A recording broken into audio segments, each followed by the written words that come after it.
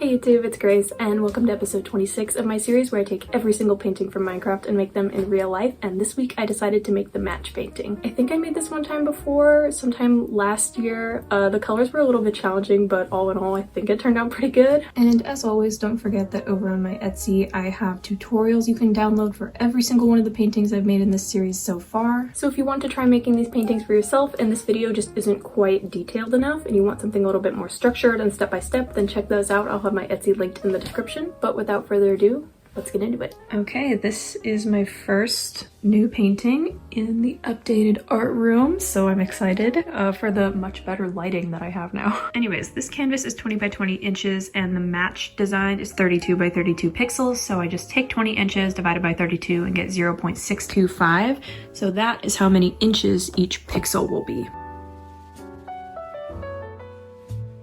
I just finished marking out all the lines, so now I'm going to use a ruler and a pencil to connect them.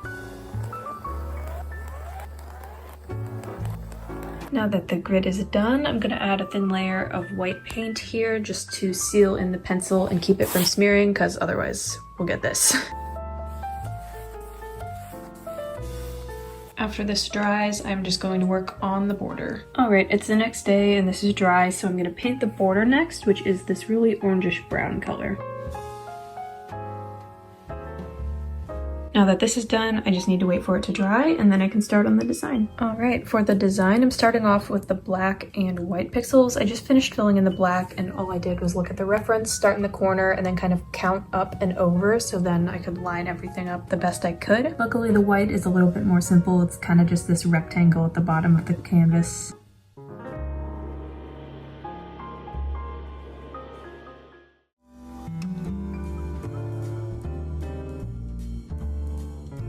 Making good progress so far. I've filled in the black and a few different shades of gray as well as the white. So next I'm going to move on to the fire here. So the reds, orange, and yellows.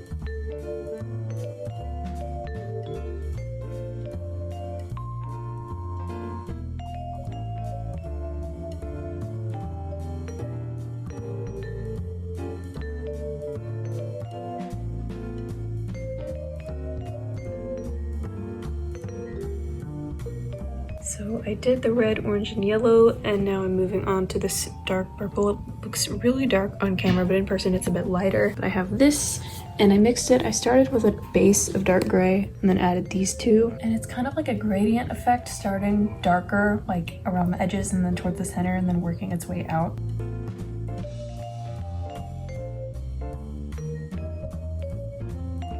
Next, I'm going to focus on the different skin tones in the hand, which range from like a dark brown to a very light tan color.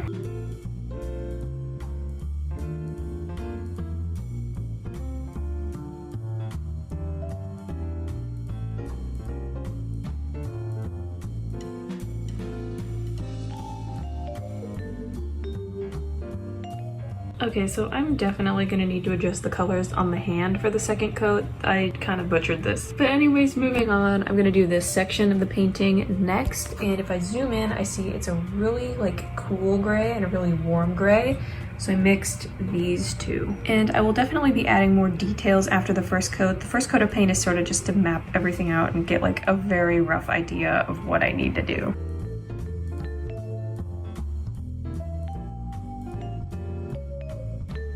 Alright, so the first coat is done. It definitely kind of sucks right now, but I have like a basic idea of where everything needs to go and what I need to fix, and I know how I want to change it. So I'm gonna let this dry and then I will fix it. Okay, it is the next day now. I worked on fixing the hand without filming it just because I wanted to focus on the colors, and I think I did a pretty good job. So now I'm gonna work on filling in the second coat for the rest of it.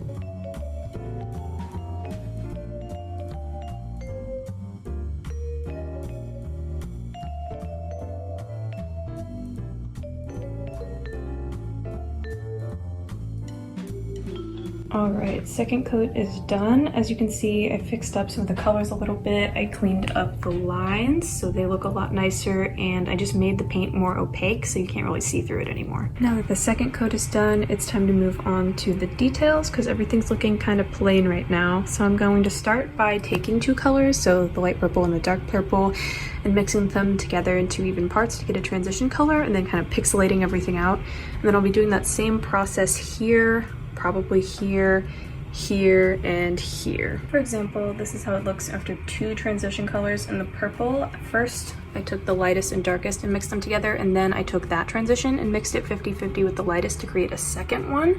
And that one's still wet, so it doesn't have like the full effect right now, but it looks so much more blended and pixelated out, especially from further away. So I'm gonna go ahead and do that same process with these colors and these.